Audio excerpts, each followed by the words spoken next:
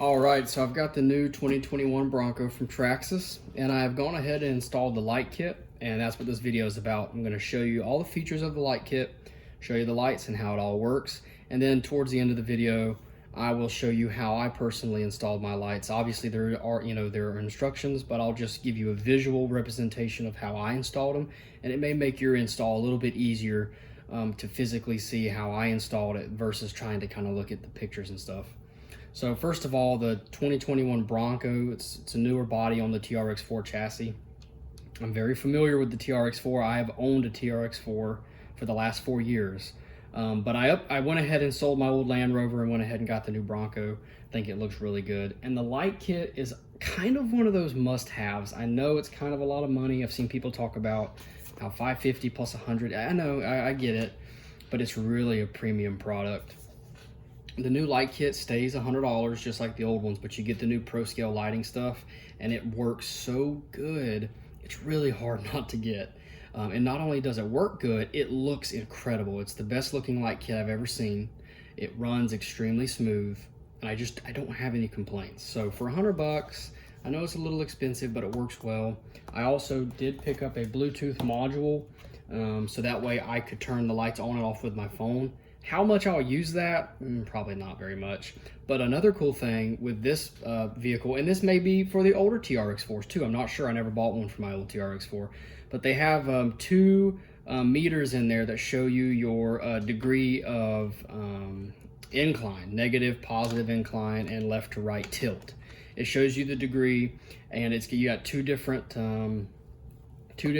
big old gauge clusters, and it's really neat. It actually works super well, so you could basically turn it on, tilt your truck up until it flips. So my truck wants to flip about right like so, which is actually really good.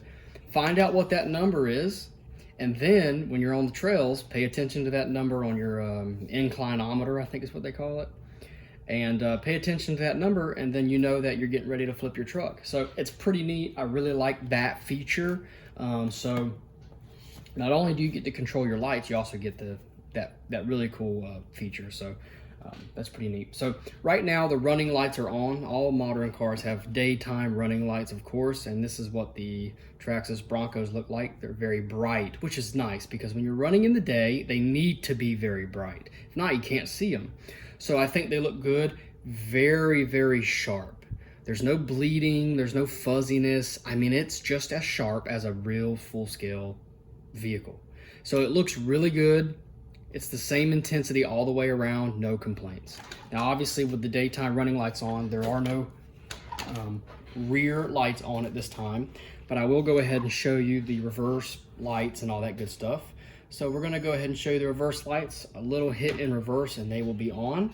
Little LEDs right in the middle. They look really good. There's two of them, very accurate looking, and they're actually pretty bright. I know it doesn't look that bright on camera, but they are really bright and they look really good. And then I'll show you the brake lights as well. So we'll go forward and brake. Brake lights are extremely bright, very crisp, very clear.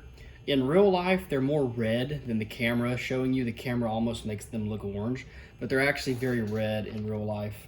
But they're very bright, very crisp. They do have you put some black decals in the inside there, and I guess that helps. It's very clean. There's no light bleeding through, but there's your brake lights. Those look very good.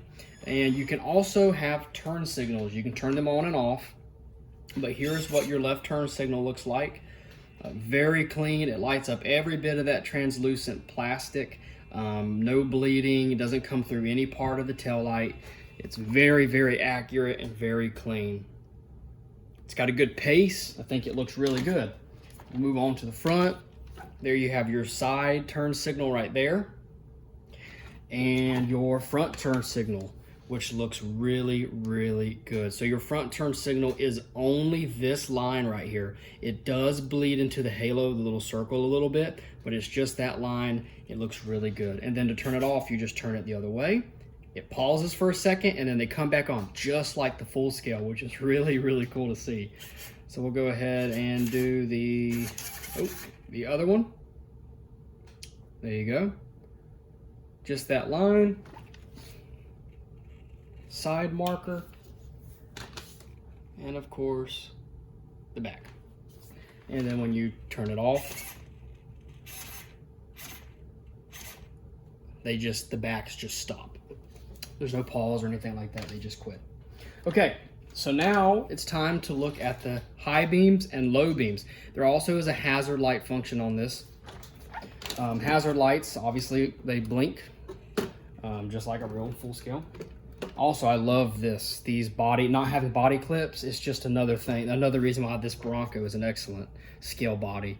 I absolutely adore this right here. I hated that my Land Rover had the body clips, really took away from that truck. And we're gonna sneak our hand in there and hit the mode button. And I'll just gently place that down for now. These are your, I actually think these are your low beams, which I know they're on the top. You'd think they were high beams, but I'm pretty sure they're the low beams. So they are your low beam headlights. One little LED that runs right in the front there. You can change the intensity of this with your phone. I think I have it on 85% right now. So 85% is where I'm running the low beams. You can still see the halos very clearly. And then the tail lights are now running as well. So there's your running tail lights, and I'll show you what the reverse lights and the brakes look like with these running. So there's your brake, so you can see the different intensity, and then there's your tail light or your reverse lights, and there's your brake. So you can see there actually is quite a difference. You can clearly tell when the vehicle is braking and when it's just the tail lights. Okay, now I'm gonna go in here and I'm going to turn on the high beams. If I can find it. There you are, right there. High beams, very bright. This is how I would recommend to run it if you're gonna run them. If you do run all the lights, it is very bright.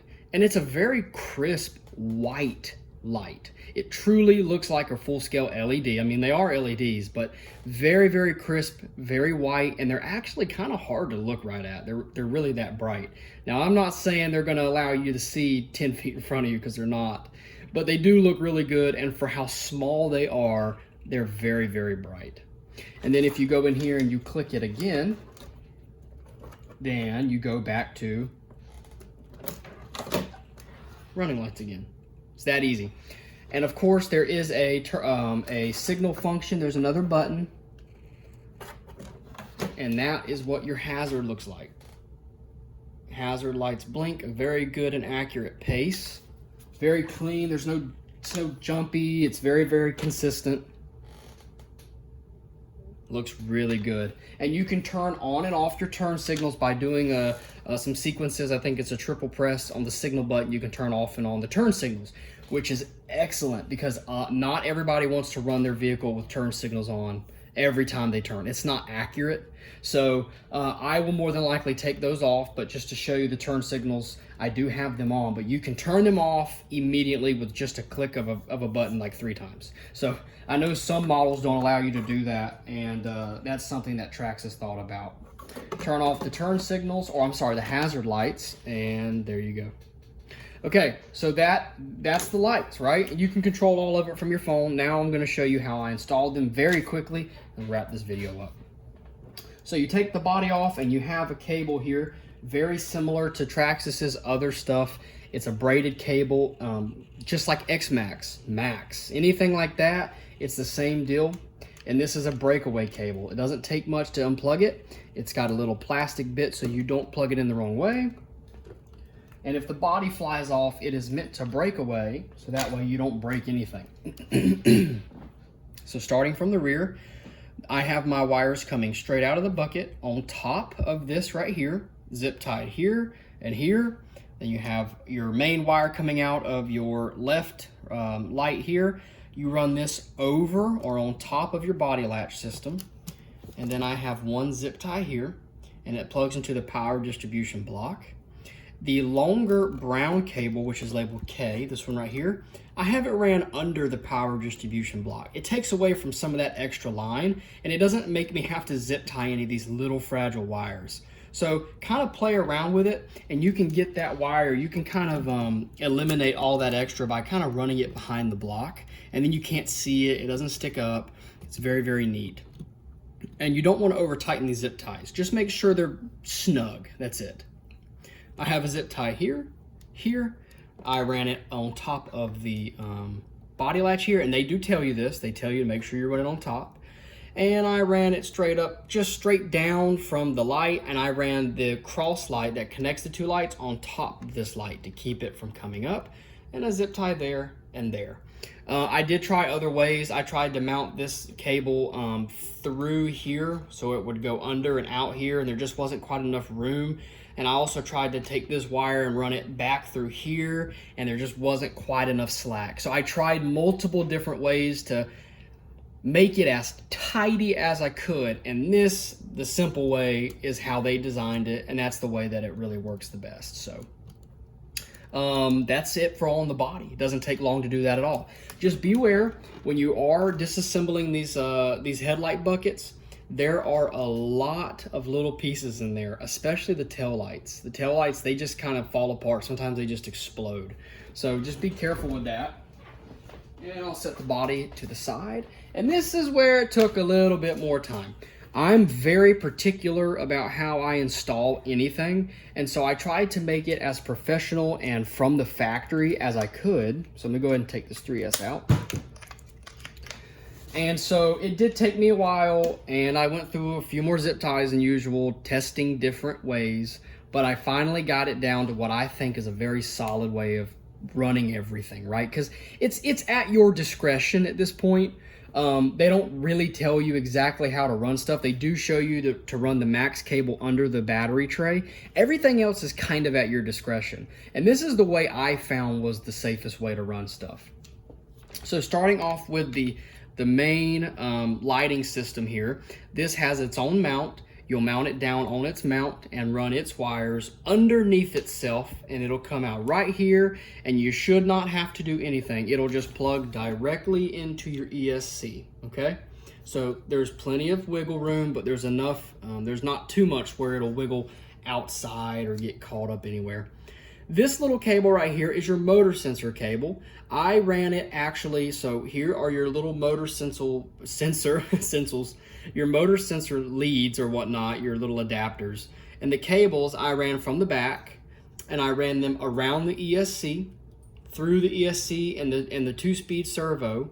And then after that, I just kind of had a couple of, just kind of bunched them up a few times, not too much, and zip tied them lightly with this plastic connector here. And that's where I keep all the extra. There's plenty, there's nothing in the way. You can actually see the cable run right there. It's not in the drive shaft or anything like that. And just right around that ESC. And when you run it around the ESC, you don't see it here, you don't see it here, and it helps take up some of that extra cable. And so I recommend running it around the ESC.